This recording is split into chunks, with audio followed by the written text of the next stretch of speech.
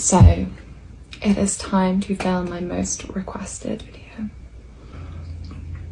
Assalamu-Alaikum, guys. How I became Muslim video. Guys, I can't tell you the amount of times that I have told this story, just not online. The easiest way is to start at the very beginning. So my journey to Islam began in 2021. Someone who has always believed in God, and I used to be Christian. I went to a Church of England school, and in my family, culturally, where I'm from in the world, if you believe in God, then it's kind of normal for you to be Christian. You don't really see many people branching out. Chapel every day. We had like an in-school vicar, a chaplain who would deliver our sermons every day.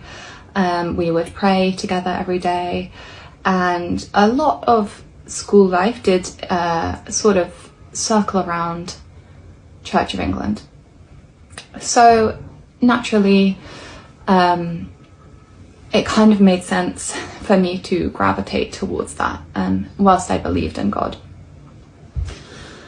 Around 14 years old, I decided, you know, I definitely believe in God, and through all of this study at school and like, you know, chapel services, and take it a step further, and I wanted to confirm myself as a Christian into the religion. And I look back at this time and I think I didn't really know what on earth I was doing, what I was signing up for. To me, it was a mark of my faith that I believed in God, and it was the logical next step for me, so I decided to become Christian. I didn't really have much understanding of what it meant to be Christian. You know, aspects of Christianity like the Holy Trinity were never really cemented in my understanding, and I often found that with many of my teachers, the more questions I would ask around certain questions, like I would always find I was getting a different answer and there was no consistency. So I kind of tried to push these things away for a while because it felt very uncomfortable to me that I had signed myself up to be a part of a religion that I didn't really understand, if I'm honest. A few more years passed, and again, so many more questions about Christianity came up for me that I decided I couldn't really deal with, and I couldn't understand in the context of my decision. I was very uncomfortable to learn these things, and I just kind of pushed it down, and I did find myself becoming very distant. Years go by. My teenage years were quite challenging in many ways. I found myself always looking for a connection with God, with spirituality, with something, and I was always craving, you know, to understand things on a deeper level, and I was always wanting to go deeper with every conversation, and I wasn't really finding the right thing for me. It led me to try out a lot of different things as a way of understanding, as a way of coping, and it was a really hard time, to be transparent. It was a very hard time for me. And it got to the stage where I eventually completely distanced myself from Christianity. 19, I got very into sort of new age spiritual practices. Yet again, I found these things really interesting, but none of them brought me the sense of stability and peace that I was craving. And so I went on this journey for probably, say, I was around 22, and that was when I was at university. These years were probably the most challenging years that I've experienced in my life so far. Not because of university itself, but because of other aspects of my life, but mainly the relationships with people that I had around me. At this time, I was also studying a subject that I loved at university, and I kind of threw myself into that, especially in my final year. Really deep interest in religion. Okay, so I took a whole semester where I studied Buddhism. I also looked into Hindu Sakta Tantra. I did a whole project around this in Hinduism. I found it so interesting, and then I studied a bunch of other religious modules. Kept finding, okay, this is so fascinating, but for this reason, it doesn't align with me and I can't accept it. And I wasn't finding what I was looking for, and I didn't really know what I was looking for, but I knew that I would find it, and I knew that I would know it when I found it. It occurred to me one time, okay, I have ignored Islam, as haven't even had the slightest inclination to look into what it means, to look into any aspect of the religion. I just wasn't interested, okay? I thought that I knew the religion. I thought I had a lot of preconceived ideas about what Islam was. I had a lot of ideas about the way women were treated in Islam, and I frankly wanted absolutely no part in that. And that's what I thought at the time.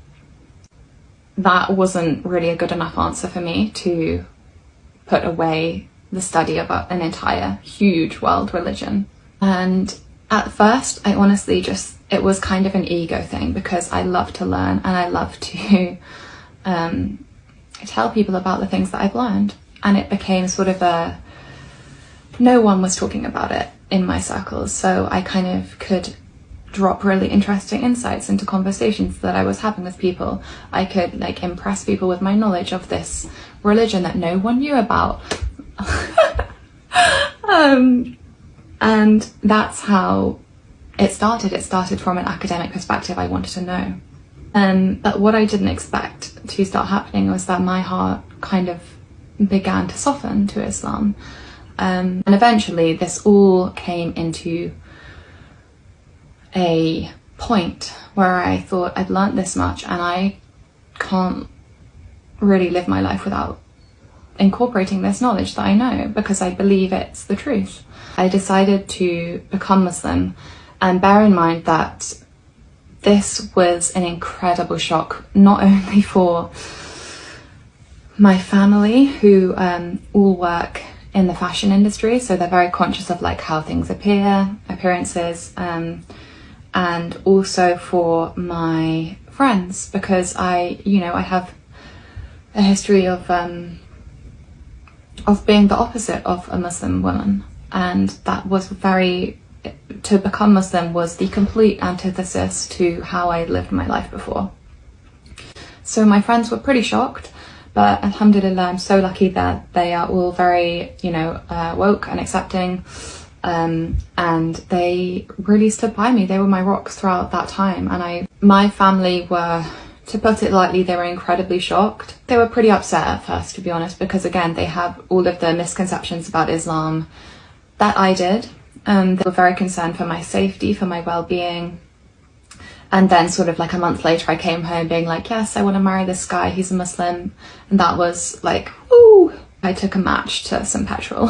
We're blessed to have my brother, Tom, throughout this whole process. I said on day one, I think I want to become Muslim. He was absolutely incredible. I get emotional talking about him, because I could never have asked for a better brother and more support. And he helped me a lot to get my parents to come around. I hadn't taken the Shahada yet. So I told my parents, I want to become Muslim, and it would mean the world for me if you guys would all come to my Shahada, to like be there as I take this step into Islam. And I also invited my best friend Pip. They said yes, and that was amazing. That was absolutely amazing for me, and I was so happy. Like, this decision meant, I can't describe how much this decision meant to me. So to have I'm getting emotional again. To have my family come with me for that was incredible. And we went to a wonderful mosque in Bristol, and we all sat together and I took my Shahada, alhamdulillah, and it was the best day of my life. Becoming Muslim, reverting to Islam, has changed my life on so many levels. I lack the words to describe how much peace, security, comfort and joy Islam has brought into my life. I found what I was looking for, alhamdulillah. I completely found what I was looking for, you know, probably the past decade of my life. Allah guided me, alhamdulillah, and this whole journey, of course, is all through Allah subhanahu wa ta'ala that this happened. And just developing that relationship with him. You know, even before I took the Shahada, I was trying to pray, I was trying to connect with Allah, and you know, he was listening, alhamdulillah, he was listening. Yeah, alhamdulillah. And I just remember always asking, you know, if this is right for me, Allah, please make it easy. And he absolutely did, and it was the best decision that I've ever made in my life. So yeah, that is essentially my story. I'm sure I've missed many parts out, so I will clarify any questions in the comments that you guys leave. But also, if you like my abaya, this is my first set for my brand Dizzy. I am so excited to bring this to you guys. It's a brand that encapsulates my love of modest clothing and streetwear, and it would mean the world to have your support. I'm doing a very limited edition first drop of this, and if you want to get on my exclusive first look list, then DM me, because yeah, there's going to be very limited numbers of these, but I've literally been working on this for the past 2 years.